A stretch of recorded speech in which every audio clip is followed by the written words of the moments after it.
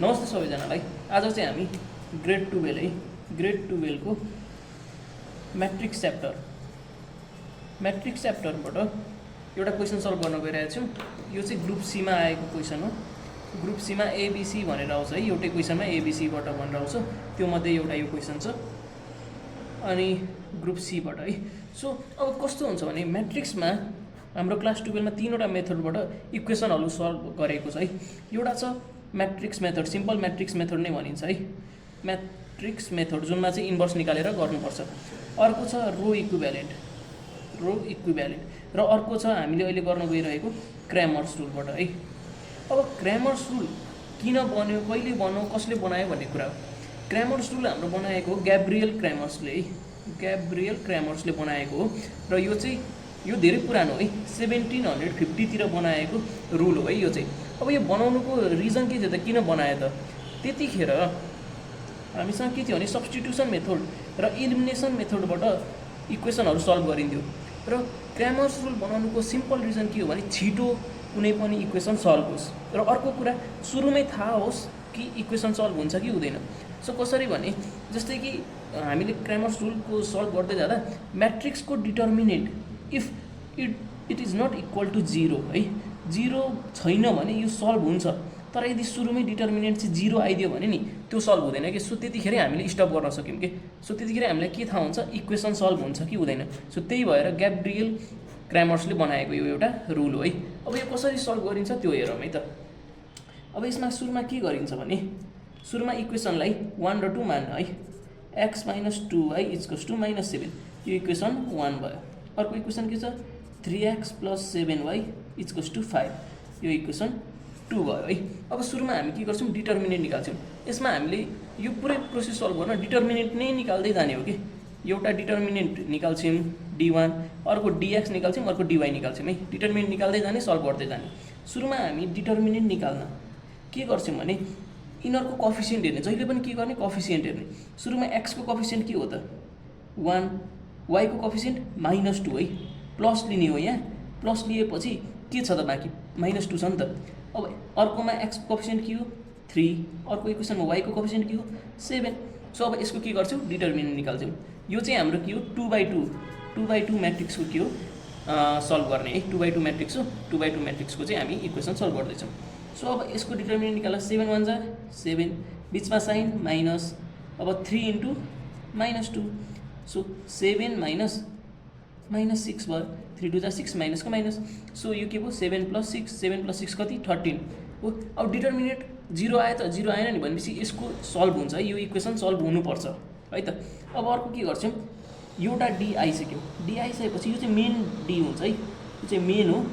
अब अर्को के निकाल्छौँ, dx निकाल्छौँ।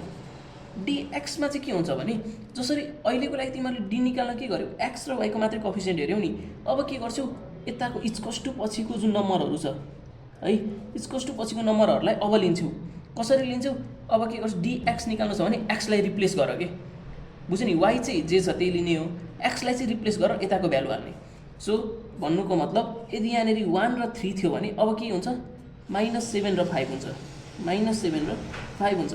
y रिप्लेस हुँदैन है, x निकाल्दाखेरि dx निकाल्दा y रिप्लेस हुँदैन, dx निकाल्दा x रिप्लेस गर्ने है त। सो y को के छ -2 र 7 नै छ। अब के गर्छौ, यसलाई फेरि डिटर्मिनेन्ट हो 7 × -7, बिचमा सिम्बल माइनस, सो 5 × -2, अगाडि के हो 7 7 49, -49, माइनस माइनस प्लस 5 2 जा 10, सो यो कति आयो -39 आयो है त। अब dy के हुन्छ, dy निकाल्न के हुन्छ, जसरी dx को लागि के गर्थ्यौ, x रिप्लेस गरेथ्यौ नि। अब dy को लागि के गर्छौ, y रिप्लेस गर्छौ र x जे छ त्यही हुन्छ। सो x के छ 1 र 3 र y को ठाउँमा के रिप्लेस गर्ने त, इक्वल्स टु पछिको नम्बर, भन्नुको मतलब -7 र 5। अब यो पनि के गर्छौ, डिटर्मिनेन्ट निकाल्छौ 5 × 1, माइनसको माइनस, -7 × 3, सो 5 1 जा 5, माइनस माइनस प्लस 7 3 जा 21, 21 + 5 कति हुन्छ 26 भयो। अब तिमीहरूले चाहिँ के छ भने सिम्पल भन्दा dx र dy निकाल्दै तिमीहरूलाई एन्सर थाहा भइसकेको हुन्छ कि जस्तै कि यो जुन ठुलो डी छ नि, ठुलो डीले dx र dy लाई डिभाइड गर्ने हो।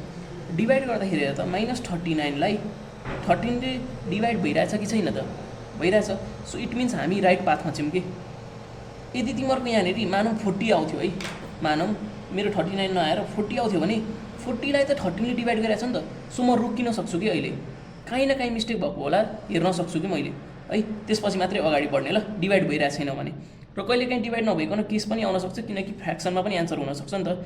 सो त्यो पनि हुनसक्छ, तर मोस्टली के हुन्छ भने डिभाइड हुन्छ है। सो एकचोटि त्यो चेक गर्ने, डिएक्स आइसकेपछि कि त्यो डिभाइड भइरहेको छ कि छैन त्यो हेर्ने। यदि हेर्दाखेरि डिभाइड भइरहेको छैन भने एकचोटि फेरि चेक गर्ने, अनि मात्रै अगाडि बढ्ने है त। सो अब के हुन्छ, डिएक्स आयो, डिवाई आयो, क्यापिटल डी आइसक्यो हो। अब आइसक्यो एन्सर आइसक्यो। एन्सर कसरी आयो, एक्स निकाल्न के गर्छौ भने जुन डिएक्स छ नि, डिएक्सलाई ठुलो डीले डिभाइड गर्छौ है। अब डिएक्स कति छ त -39 बाई डी कति छ 13, 13 कति छ 39, 3 जा, सो -3, एक्स भनेको कति भयो -3 भयो। अब वाई भनेको के हुन्छ, डिवाई बाई डी।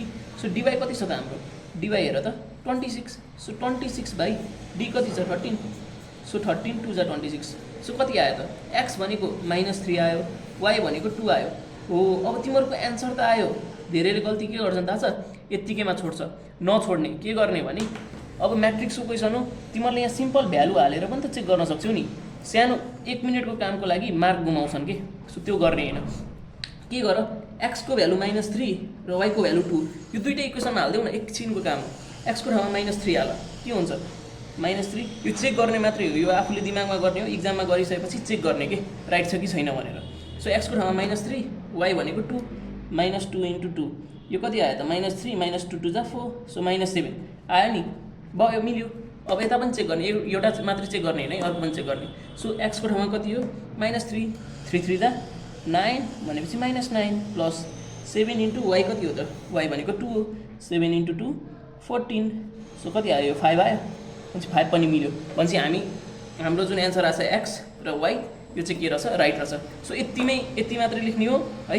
यो चाहिँ 2/2 म्याट्रिक्स हो, 2/2 म्याट्रिक्स सल्भ गरे हो। क्र्यामर्स रुलबाट हामी 3/3 पनि सल्भ गर्न सक्छौँ है त। सो केही डाउट छ भने कमेन्टमा लेख्नु होला, हामी हजुरहरूलाई रेस्पोन्ड गर्ने नै छौँ।